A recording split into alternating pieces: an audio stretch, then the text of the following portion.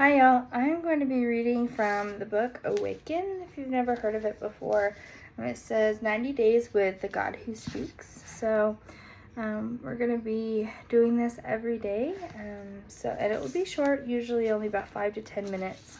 Anyway, so I'm going to be starting off by reading in the book of Exodus, Exodus 16. They set out from Elim, and all the congregation of the sons of Israel came to the wilderness of Sin, which is between Elim and Sinai, on the 5th day of the 2nd month after their departure from the land of Egypt. The whole congregation of the sons of Israel grumbled against Moses and Aaron in the wilderness. The sons of Israel said to them, "Would that we had died from the Lord's hand in the land of Egypt, and we sat in the pots of meat, and we ate bread till full, for you have brought us out of the wilderness to kill this whole assembly with hunger." Then the Lord said to Moses, "Behold, I will rain bread from heaven for you, and the people shall go out and gather a day's portion every single day, that I may test them, whether or not they will walk in my instruction. On the 6th day, when they prepare what to bring in, it will be twice as much as they gather daily." So Moses and Aaron said to all the sons of Israel, "At the evening you will know that the Lord had brought you out of the land of Egypt, and in the morning you will see the glory of the Lord, for he hears your grumblings against the Lord. And what are we that you grumble against us? The Lord provides meat." Moses said, "This will happen when the Lord gives you meat to eat in the evening, and the bread to the full in the morning. For the Lord hears your grumblings, which you grumble against him. And what are we? Your grumblings are not against us, but against the Lord." Then Moses said to Aaron, "Say to all the congregation of the sons of Israel, come near before the Lord, for he has heard your grumblings." It may come about, as Aaron spoke to the whole congregation of the sons of Israel, that they looked towards the wilderness, and behold, the glory of the Lord appeared in the cloud. And the Lord spoke to Moses, saying, "I have heard the grumblings of the sons of Israel. Speak to them, saying, At twilight you shall eat meat, and in the morning you shall be filled with bread. You shall know that I am the Lord your God." So it came about at the evening that the quails came and covered the camp, and in the morning there was a layer of dew around the camp. When the layer of dew evaporated, behold, on the surface of the wilderness there was a fine flake-like thing, fine as a frost on the ground. When the sons of Israel saw it, they said to one another, "What is it?" For they did not know what it was. But Moses said to them, "It is the bread in which the Lord has given you to eat. This is what the Lord has commanded. Gather of it every man as he should eat. You shall take 1 omer apiece according to the number of persons each of you has in his tent." The sons of Israel did so, and some gathered much, and some gathered little. When they measured it with an omer, he who had gathered much had no excess, and he who had gathered little had no lack. Every man gathered as much as he should eat. Moses said to them, "Let no man leave any of it until morning." But they did not listen to Moses, and some left part of it until morning, and it bred worms and became foul, and Moses was so angry with them. They had gathered it morning by morning, every man as much as he should eat, but when the sun grew hot, it would melt. The Sabbath observed. Now on the 6th day they gathered twice as much bread, 2 omers for each one, when all the leaders of the congregation came and told Moses. Then he said to them, "This is what the Lord meant. Tomorrow is a Sabbath observance, a holy Sabbath to the Lord. Bake what you will bake, and boil what you will boil, and all that is left over put aside to be kept until morning." So they put it aside until morning, as Moses had ordered, and it did not become foul, nor were there any worms in it. Moses said, "Eat it today, for today is the Sabbath to the Lord. Today you will not find it in the field. 6 days you shall gather it, but on the seventh day, the Sabbath, there will be none." It came about on the 7th day that some of the people went out to gather, but of course they found none. Then the Lord said to Moses, "How long do you refuse to keep my commandments and my instructions? See, the Lord has given you the Sabbath. Therefore he gives you bread for 2 days on the 6th day. Remain every man in his place, and let no man go out of his place on the 7th day." So the people rested on the 7th day and obeyed.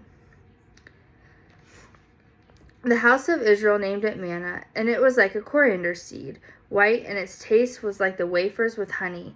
Then Moses said, "Is this what the Lord has commanded? Let an omer or omerful of it to be kept throughout your generations, that they may see your bread that I fed you in the wilderness, when I brought you out of the land of Egypt.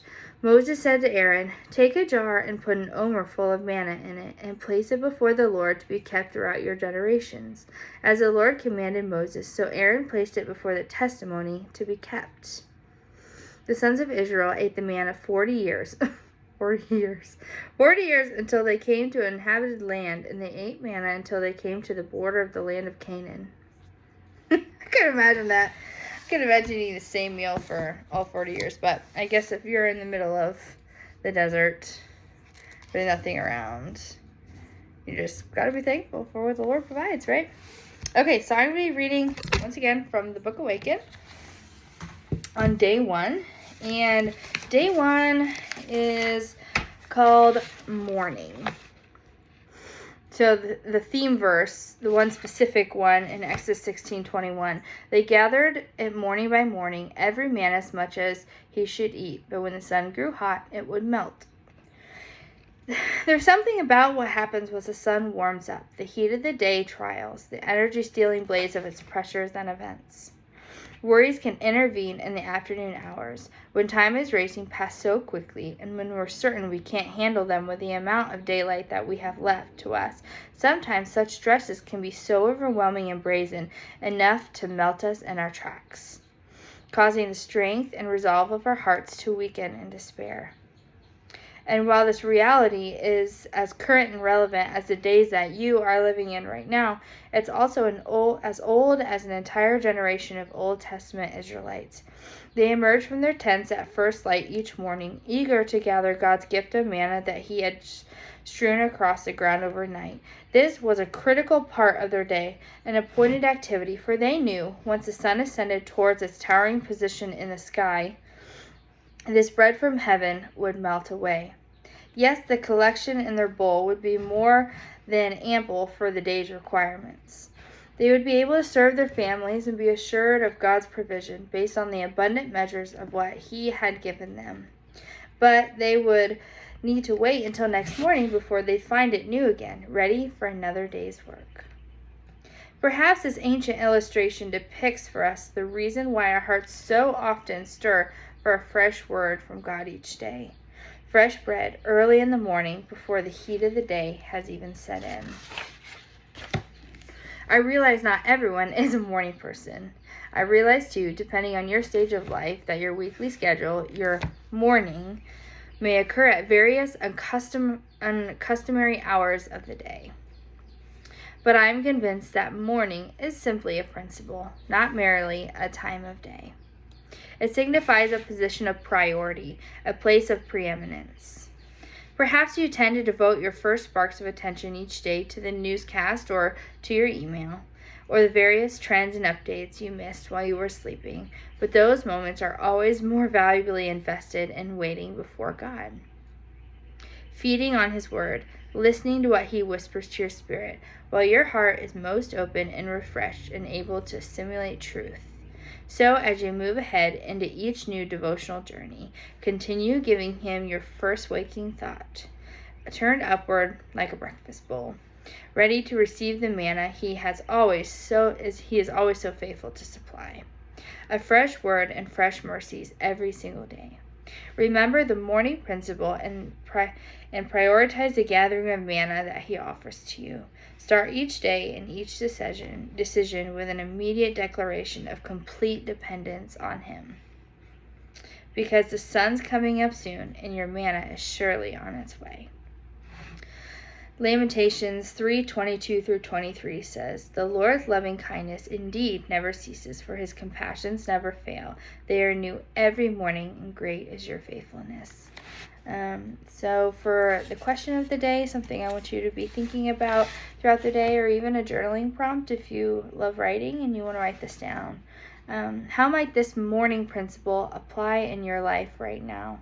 What can you do to be sure that you are keeping God a first place priority in every day you live and in every decision that you make? Luke 11:3 says, give us each day our daily bread. All right, guys, have a wonderful rest of your day. Yeah. See you tomorrow.